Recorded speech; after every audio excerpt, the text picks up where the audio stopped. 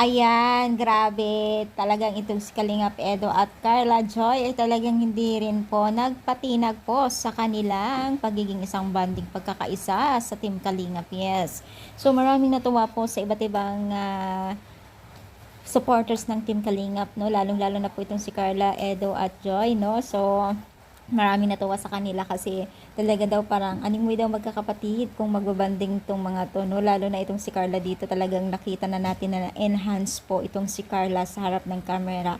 Kumbaga na-enhance na po ang kanyang confident, no? Nakakatuwa itong batang ito dahil patuloy yung pagiging isang Carla niya, no? Nakakatuwa lang kasi habang tumatagal ay lalo siya nag-i-improve po ang kanyang kakayahan or pagiging isang confident po niya sa sarili niya. So si Carla po, sa mga hindi nakakilala, ay hindi halimbawa naiiyak siya dati tuwing nakakausap ng Team Kalingap, halos hindi niya kayang humarap sa camera. That time sobrang nakakatuwa kasi napakalaki ng pagbabago niya.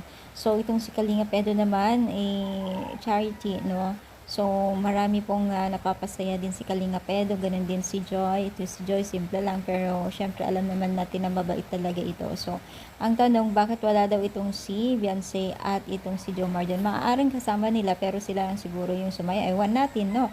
So, ang maganda niyan ay nagbabanding silang magbabarkada bilang isang Kalingap team, no? Sobrang nakakatawa lang.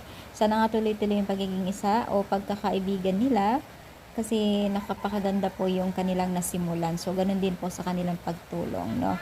So, ano po ang masasabi ninyo? Comment down, palike po ang ating video. Thank you and pa-share, like na rin po ang ating video.